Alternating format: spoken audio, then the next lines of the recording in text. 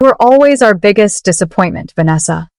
Then, with a theatrical flourish, she signed away the entire $4 million family estate, handing everything to my perfect sister, Chloe. My lawyer leaned over and whispered, "Vanessa, please, we can fight this. Don't let them do this to you." But I just looked at my mother's cold eyes, took a deep breath, and replied, "No, give it all to them." Everyone in that room thought I had completely lost my mind. Chloe looked like she had just won the lottery, grinning from ear to ear, until 3 years later, my lawyer made a single phone call to their attorney. When my dad finally heard the truth about what I had built entirely on my own, he couldn't stop repeating 2 words: "That's impossible." Follow my story until the end to find out why. My name is Vanessa. I am 31 years old, and up until that fateful morning, I believed that blood was thicker than water. But as the heavy oak doors of the attorney's office clicked shut behind me, the cold, harsh reality finally settled into my chest. For over 2 decades, I had been the designated black sheep of the family. While my sister Chloe was showered with praise for her effortless charm and superficial milestones, I was the one who pulled 18-hour shifts, quietly managing the operational logistics of our family's commercial investments. I took the risks, handled the crises, and sacrificed my own personal life to keep the empire steady. Yet, to my mother, none of that mattered. She couldn't look past the fact that I refused to marry the wealthy socialite she had handpicked for me, or that I chose to invest my modest savings into my own independent tech venture instead of blindly funding her lavish lifestyle.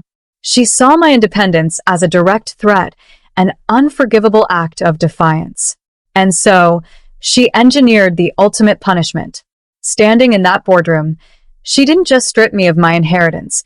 She tried to strip me of my dignity, handing a $4 million empire to a sister who couldn't even read a basic balance sheet. They thought they were leaving me with absolutely nothing, expecting me to break down, beg for their mercy, or spiral into ruin. What they completely failed to realize was that they hadn't broken my spirit. They had simply released me from their chains. The sound of Chloe's high-pitched giggling echoed down the marble hallway as they celebrated their sudden windfall. To them, my quiet exit looked like absolute defeat.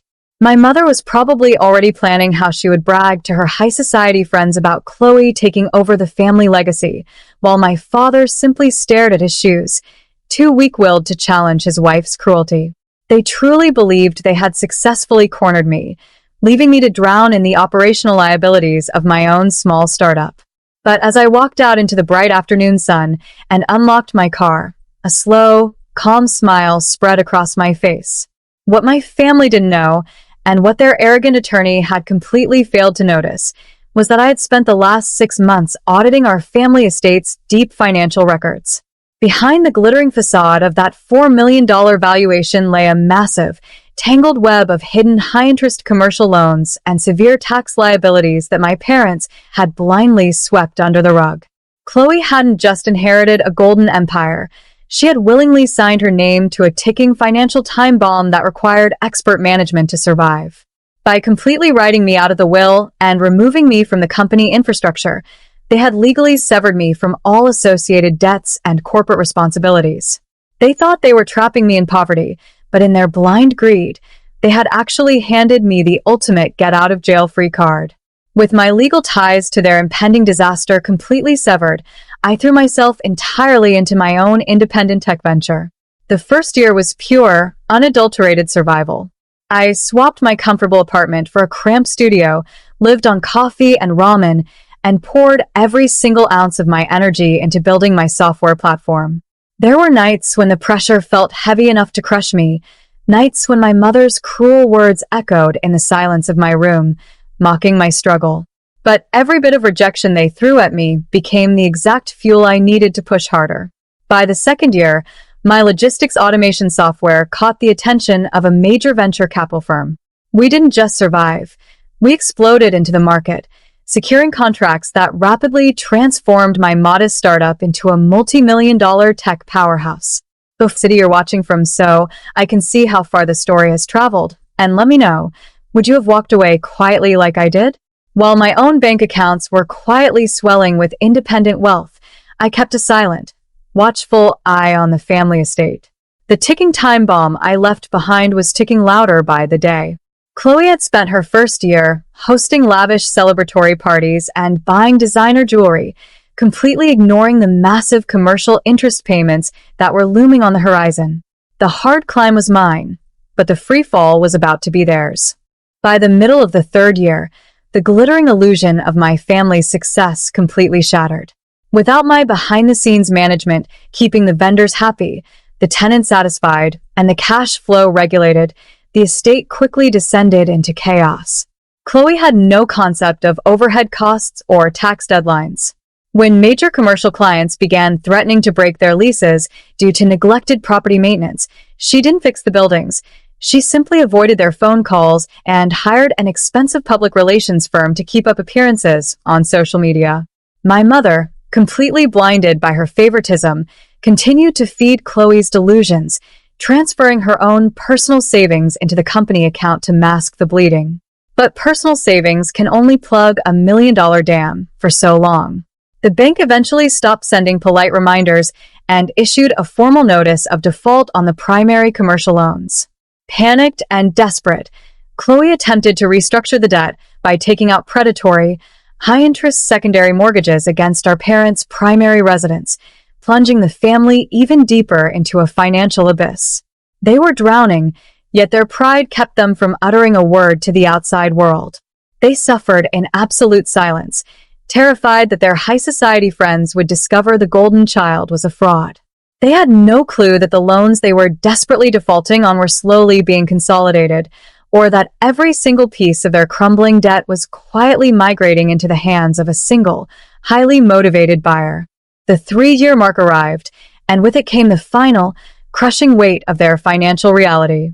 The banks had run out of patience, and the foreclosure notices were officially drafted. My family's credit was completely ruined, their liquid assets were entirely depleted, and they were staring down the barrel of public humiliation and total bankruptcy. That was the exact moment I chose to strike. I instructed my corporate lawyer to make a single, calculated phone call to their family attorney, formally presenting an aggressive buyout offer for the entire consolidated debt and the underwater properties. When my parents received word that a mysterious private investment firm was offering to step in, clear their defaults, and save them from immediate foreclosure, they practically wept with relief. However, their relief was instantly replaced by their old, deeply rooted arrogance.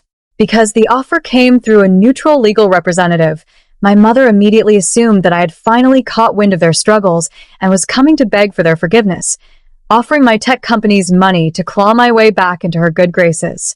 They eagerly scheduled an urgent, emergency meeting at Martin Morrison's familiar downtown office, fully expecting to dictate the terms of my surrender. They imagined me walking through those doors as the same desperate, isolated daughter they had cast aside 3 years ago.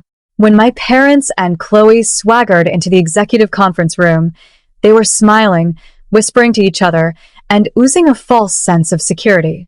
But the second they sat down and saw me sitting calmly at the head of the mahogany table, flanked by a team of elite corporate attorneys, the smug grins froze on their faces. The power dynamic hadn't just shifted, the tables had completely turned. My mother slammed her designer purse onto the table, her face contorting into a mask of bitter indignation. "What is the meaning of this, Vanessa?" she demanded, her voice trembling with rage. "If you think your little computer business gives you the right to ambush us, you are sorely mistaken. We are here to meet the principal investors who are buying out our banknotes, not to play games with our biggest disappointment." I didn't say a single word. I simply gestured to my lead counsel, who smoothly slid a thick stack of finalized legal contracts across the polished mahogany table toward my father. My dad adjusted his glasses, his hands shaking slightly as his eyes scanned the front page. Chloe leaned over his shoulder, a smug, dismissive sneer plastered across her face, until she saw the corporate headers. As my father flipped through the pages, reading the precise legal clauses detailing the absolute transfer of ownership, the color completely drained from his face. The anonymous private investment firm that had quietly purchased their millions of dollars in defaulting banknotes, toxic secondary mortgages, and crumbling commercial liens wasn't a group of strangers. It was a wholly owned subsidiary of my tech corporation. Vanessa. My father whispered, his voice cracking violently as he stared at my signature stamped in gold ink as the sole proprietor and primary creditor. This says you own the banknotes. You own the primary residence. You own the commercial plazas. Everything. He looked up at me in absolute, paralyzing disbelief, his chest heaving as he repeatedly muttered two words under his breath. That's impossible. That's completely impossible. My mother's arrogant scowl instantly shattered into pure horror as she realized that the daughter she had ruthlessly cast out empty-handed was now officially their landlord. The silence in the room was absolute, broken only by the sound of my mother's rapid, shallow breathing. Chloe sat frozen, her eyes darting between the legal documents and my calm face, finally realizing that her days of unearned luxury were officially over. I leaned forward, resting my elbows on the table, and looked directly at my mother. 3 years ago, you gave me exactly 30 days to pack up my life and get out of our family home, I said, my voice steady and devoid of anger. You called me a disappointment and handed everything to Chloe. Well, I'm not going to ruin you, and I'm not going to pursue criminal charges for the financial negligence that brought you here. But business is business. I slid a new set of lease agreements across the table. You can continue living in the primary residence, but under my terms.